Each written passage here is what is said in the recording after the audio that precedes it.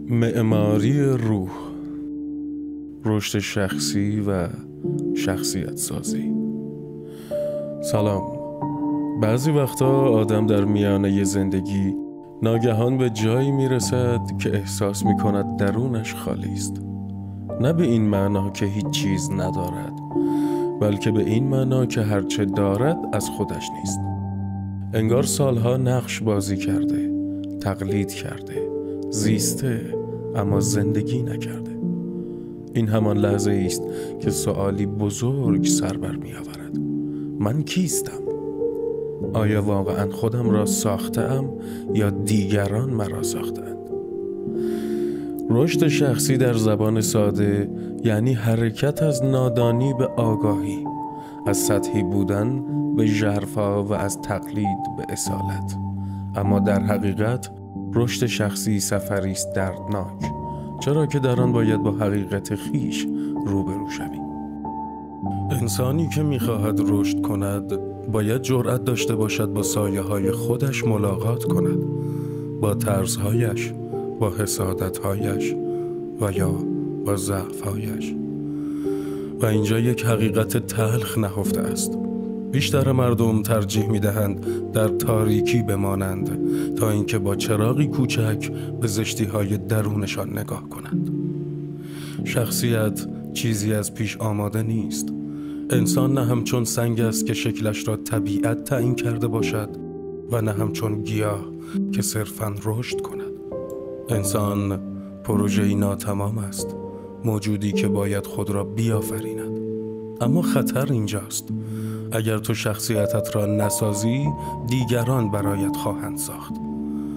جامعه، خانواده، رسانه، جمع.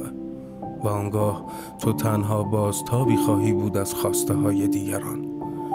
شخصیت سازی یعنی معماری روح، یعنی هر روز آجر به آجر بر بنایی که نامش خویشتن است بیفزایی.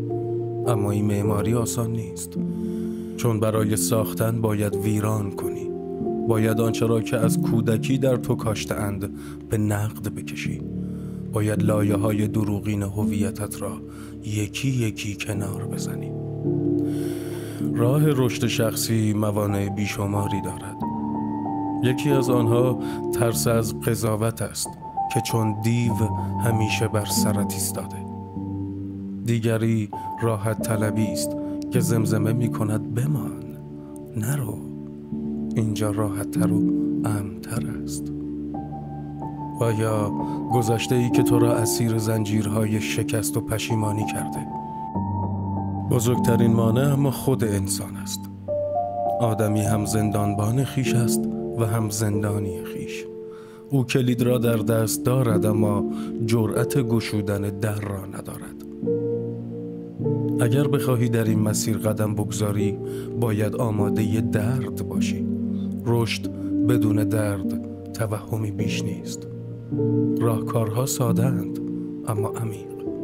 یکی از آن راهکارها نوشتن است، برای آنکه آینه‌ای در برابر ذهن قرار دهی. راهکار دیگر انتخاب الگوست، نه برای تقلید بلکه برای یادگیری مسیر.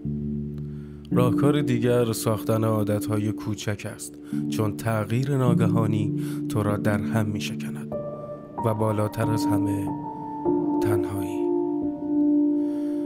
تنهایی مقدس ترین میدان نبرد است، جایی که انسان می تواند صدای خویش را از هیاهوی دیگران باز شناسد. در پایان بگذار به همان سوال نخست باز کردیم: من کیستم؟ پاسخ ساده نیست. انسان همیشه در حال شدن است، نبودن. تو هر روز خود را دوباره می سازی، دوباره تعریف می کنی، دوباره می آفرینی. به یاد داشته باش شخصیت میراث نیست، معماری است، و معماری روح دشوارترین و در عین حال